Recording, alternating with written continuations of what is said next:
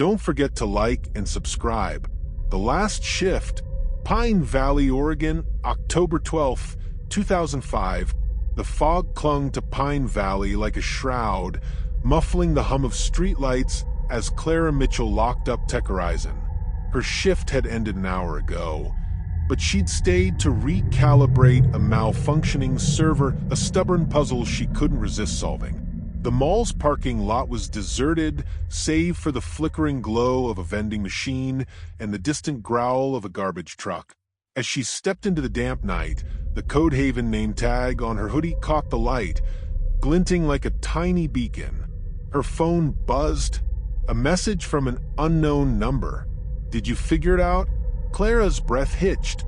For weeks, she'd felt eyes on her, a shadow in the library stacks, footsteps echoing too closely on her walk home. Just paranoia, she told herself. But the encrypted files hidden in her dorm drawer told a different story. The bus idled at the curb, its exhaust painting ghosts in the cold air. Clara climbed aboard, nodding at Marta, the driver who'd memorized her routine. The 10:05 p.m. to Pacific Northwest State University, seat by the window, programming textbook cracked open. Tonight, though, Clara's fingers trembled as she scrolled through her phone. She typed a reply to the unknown number. Who is this? No response. Chapter 1, The Girl Who Spoke in Code. Clara had always been a riddle. At 12, she'd reprogrammed her school security system to play for Elise every time the principal walked in. At 16, she hacked the town's traffic lights to spell board in Morse code.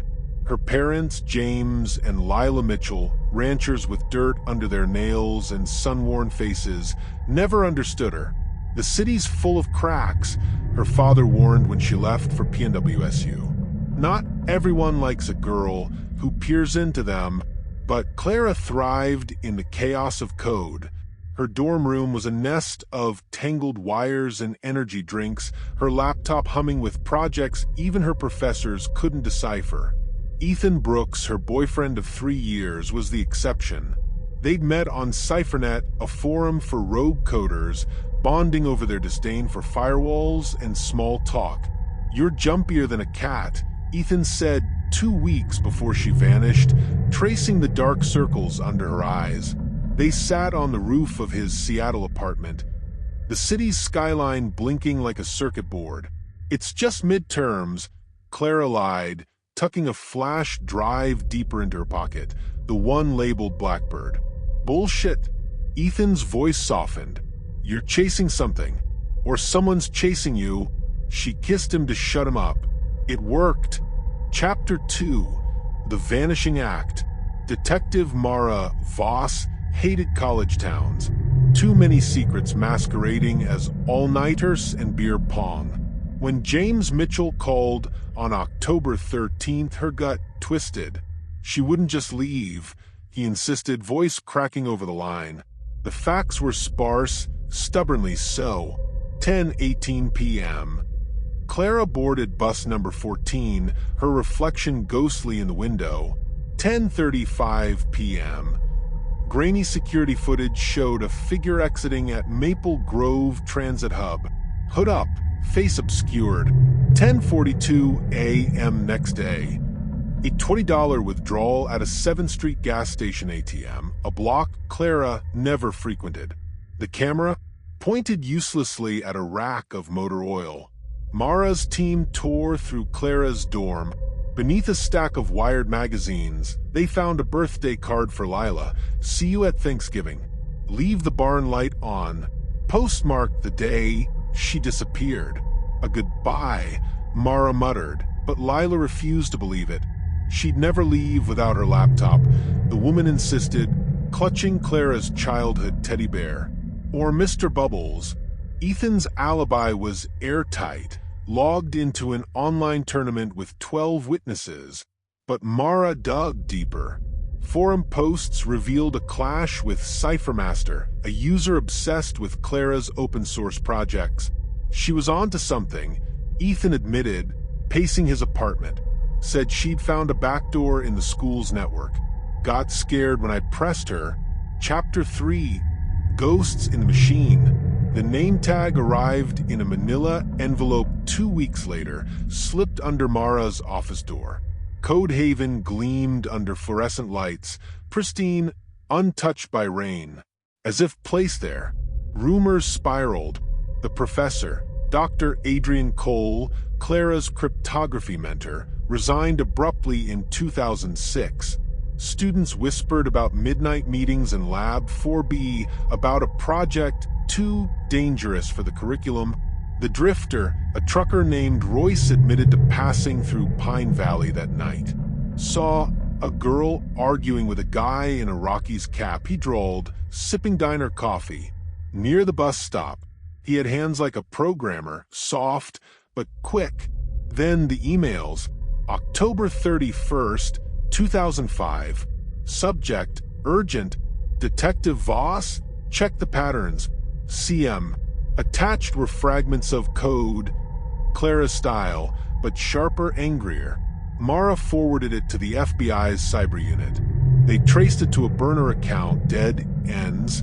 Chapter 4: The Unanswered Variable. 2018, 13 years later. Lila Mitchell still kept the barn light burning. James had passed, his ashes scattered in the fields he'd loved. The farmhouse creaked with memories. Clara's old coding trophies, the smell of her cherry lip balm lingering in drawers. Then the email. Subject, Project Blackbird. From blackbird@shadowmail.net.